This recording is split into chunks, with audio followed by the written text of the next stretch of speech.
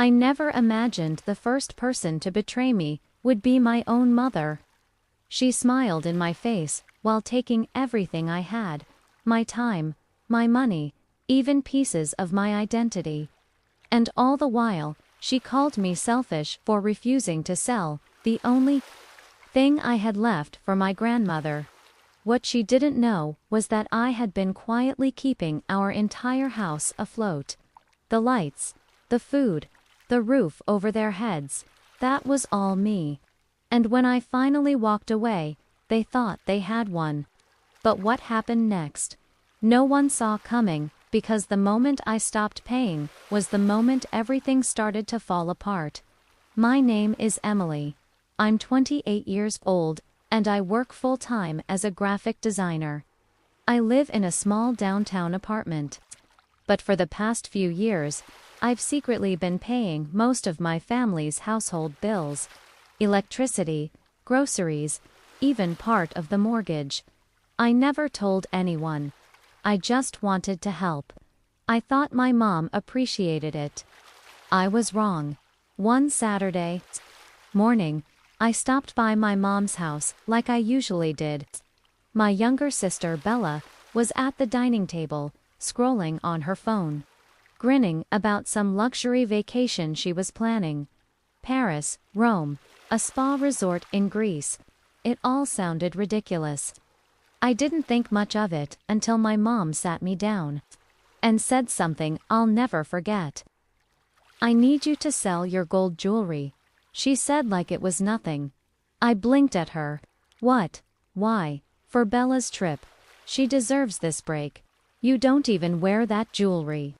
It's just sitting in a box. My chest tightened. That jewelry wasn't just jewelry. It was my grandmother's. She gave it to me before she passed away, and every piece carried a memory. Mom, no. That's all I have from Grandma. I'm not selling it, I said, trying to keep my voice steady. Her face hardened instantly. So, you'd rather keep useless old gold than help your own sister enjoy her life? You're selfish, Emily. Bella didn't say a word. She just smirked as if she was savoring the chaos. I pushed back my chair. I helped this family more than anyone knows. I don't owe anyone an explanation. That's when my mom snapped. If that's how you feel, then leave. You're no longer welcome here. She said it like she was tossing out trash. So, I walked out of that house and didn't look back. Neither of them had any idea that I'd been paying the electric bill, the internet, half the mortgage, everything. Without me, the lights wouldn't stay on for long. If they want to be gone, fine. I was done being the invisible wallet. From that day forward, I cut everything off. No electricity payments, no grocery deliveries, no Wi-Fi, no more automatic transfers for the mortgage. They wanted to cut ties. I let them feel what that truly meant. At first, I kept checking my phone, half expecting my mom, or even Bella to call and ask what happened. But the days passed in silence. A week went by. Nothing by the second week. My cousin Rachel, who lived a few houses away, called me in a hushed tone. "Hey, just so you know, your mom's house had the power cut off last night. They were using flashlights. Bella even threw a tantrum about it on Instagram Live." I thanked her and hung up. Inside, I felt a strange mix of sadness and relief. For years, I had let them treat me like a backup plan while I quietly kept everything running. Now, the lights were literally out. A few days later, Rachel called again. The water had been shut off. Bella posted a video complaining that she couldn't even take a shower and blamed the utility company. Mom told the neighbors it was a system glitch. They still hadn't figured it out. And then came the final blow, an official foreclosure notice taped to their front door. The mortgage hadn't been paid in over a month. Without my silent contributions, the house was collapsing. And the best part, Bella was still on her luxury trip. Her dream vacation was built on money they never had. While back home, everything was falling apart. The house they kicked me out of was sinking fast. And for the first time, I felt free. By the time Bella returned from Europe, 2 weeks later, the house was a wreck. The lawn was overgrown. The power and water were still cut off, and the fridge was empty. Rachel told me she walked in, dragging her designer luggage, and screamed when she realized she couldn't even charge her phone or take a hot shower. She lost it. "Mom, what do you mean the mortgage isn't paid? What do you mean the Wi-Fi is down? What the hell happened while I was gone?" My mom tried to defend herself, stammering, "I didn't expect this. It's Emily's fault for leaving when we needed her most." But Bella wasn't interested in excuses. She didn't care who was right or wrong. She only cared that her comfort was gone. Meanwhile, their perfect little image was crumbling in front of the neighbors.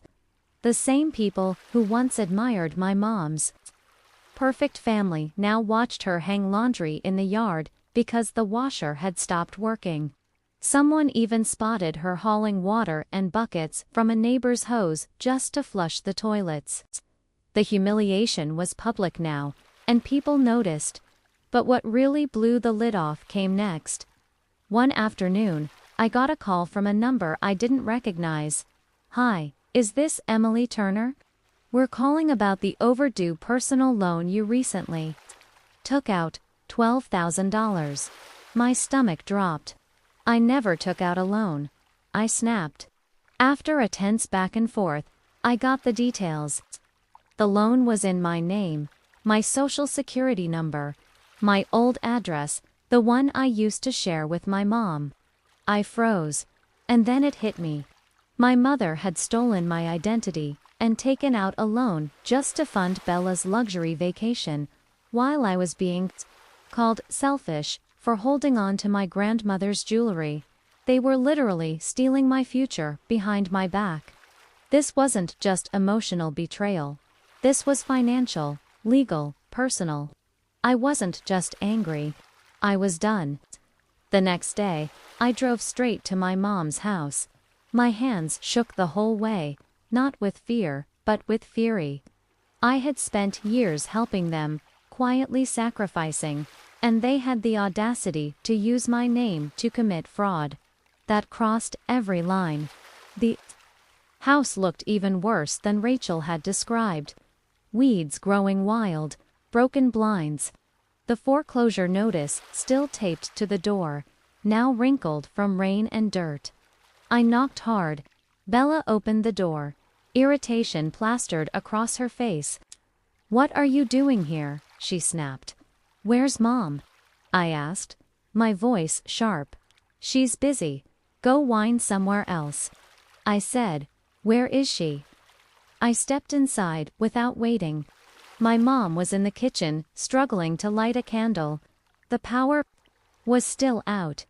She froze when she saw me. "What do you want, Emily?" I pulled the loan papers from my bag and slapped them onto the table. "A debt collector called me. A $12,000 loan under my name using this address." Her face drained of color. It's not what you think," she stammered. "I was going to pay it back." "You stole my identity," I said, my voice trembling with rage. "That's a felony, Mom." Bella strolled in, rolling her eyes. "Oh, please don't be so dramatic." I whipped toward her. "How do you think your precious vacation was paid for? That loan wasn't free. It was fraud, and you both are involved." Bella's smirk faltered. "You're lying," she said, but her voice cracked. I pulled out my phone and hit record. "You want to say that again on camera?" In a flash, my mom slapped the phone out of my hand. It skidded across the tile. "You ungrateful brat. We gave you everything. That was it." A neighbor, already standing on the porch after hearing the shouting, had seen the whole thing. They pulled out their own phone and started filming. "I'm calling the police," they shouted through the open door. My mom's voice switched instantly from rage to panic. "No, wait, don't. It was a misunderstanding." Too late. The police arrived within minutes. I handed over the loan papers, showed my ID, and explained. The officer examined the forged signature, then looked my mom straight in the eye. "Ma'am, you're under arrest for identity theft and financial fraud." Bella screamed, "You can't do this. She's our mom." But nobody listened. The truth was out. The lies were over. And for the first time in years, I felt like I could breathe. The weeks after were a blur of court dates, paperwork, and endless phone calls. With my lawyer's help, I filed a formal identity theft report. That's when the full scope came out. Not just the $12,000 loan, but 2 old credit card accounts, both in my name, both maxed out. One carried a balance over $5,000, with billing statements sent directly to her house. She had been doing this for years. We froze my credit, disputed the fraudulent accounts, and filed a civil lawsuit. Bella wasn't spared either. She had used the loan funds for her European getaway, which made her complicit. She tried to play innocent, claimed she didn't know where the money came from, but the receipts told another story. Every ticket, every resort, every designer handbag she flaunted online, paid for with stolen money. In court, my mom sat silently beside her public defender as the judge read out the charges: identity theft, fraud, financial exploitation of a family member. Bella's jaw was tight with anger. But me, for once, I was calm. I wasn't doing this out of revenge. I was doing it to finally draw a boundary no one could ignore. The judge's voice was stern, unwavering. This wasn't a mistake. This was a pattern of financial abuse, and your daughter has suffered both emotionally and financially because of it. The verdict was clear. My mother was sentenced to 18 months in county jail with no chance of early release because of the deliberate nature of the fraud. Bella was ordered to pay full restitution. Every penny she wasted on her vacation had to be returned, along with an additional fine for willful ignorance and misuse of stolen funds. The court also awarded me damages for emotional distress and the costs of repairing my credit. When I walked out of that courthouse, my head was high. For the first time in years, I didn't feel like a backup plan. I felt like a woman who stood up for herself and won. But the story wasn't over. A few weeks later, something unexpected happened.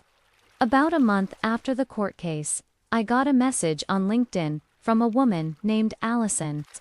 She said she worked for a popular podcast that focused on real-life stories of betrayal, resilience, and justice.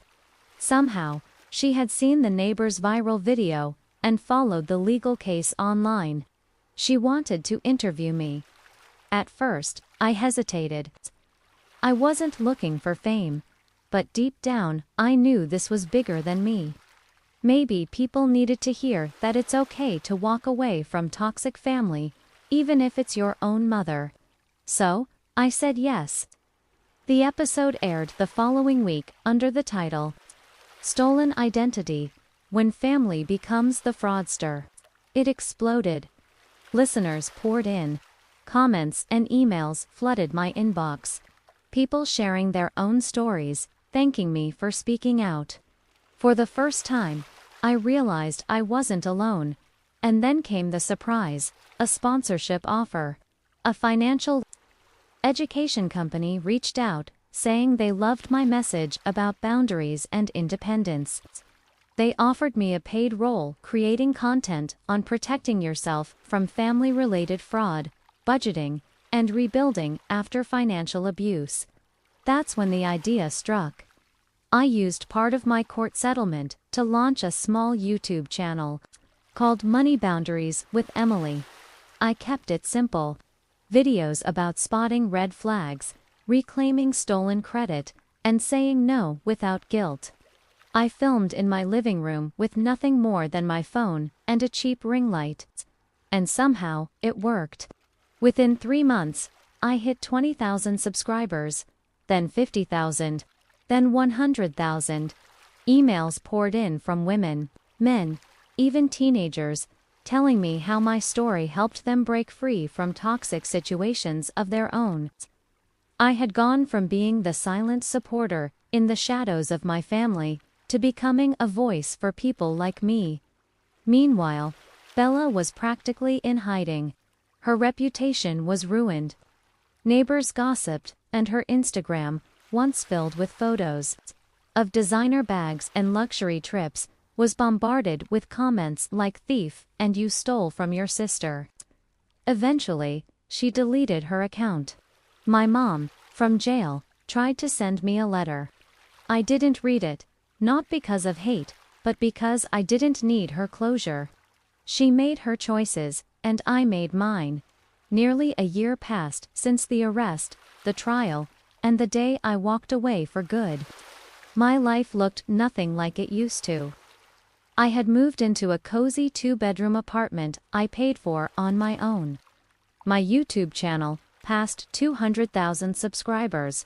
Sponsorships, affiliate deals, and online courses brought in more money than my old night ever had.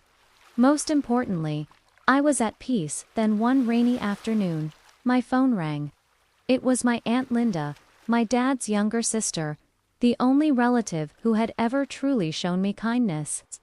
"Emily," she said softly, "I found something while cleaning out the attic. It belonged to your grandmother. I think it's meant for you." The next morning, she came over with a small, dusty envelope. My name was written across it in delicate, familiar handwriting. I recognized it instantly. It was my grandmother's. Inside was a handwritten letter and a folded legal document. The letter was filled with love. She wrote about how proud she was of me, how she knew I'd grow strong and independent, even if others never saw my worth. And then came the twist. The legal document was a property deed. Before she passed, my grandmother had purchased a small plot of land outside the city. At the time, it wasn't worth much, a quiet patch near a lake. But now, with housing developments springing up nearby, the land's value had skyrocketed. Over $250,000. She had left it all to me. No conditions, no loopholes, just a gift from a woman who had always believed in me. A gift she made sure no one else in the family could take. Tears rolled down my cheeks. Not from sadness, but from something deeper. Validation, closure, peace. That land became the foundation of my next dream. A retreat center for women rebuilding their lives after betrayal. I called it the turning point. Every time I walked that land, I felt her presence with me. And so, if you're reading this and you've been used, silenced, or treated like you're only worth what you can give, hear me. You are not invisible. You are not a backup plan. And when you finally walk away from people who never valued you, you don't lose a family. You find yourself,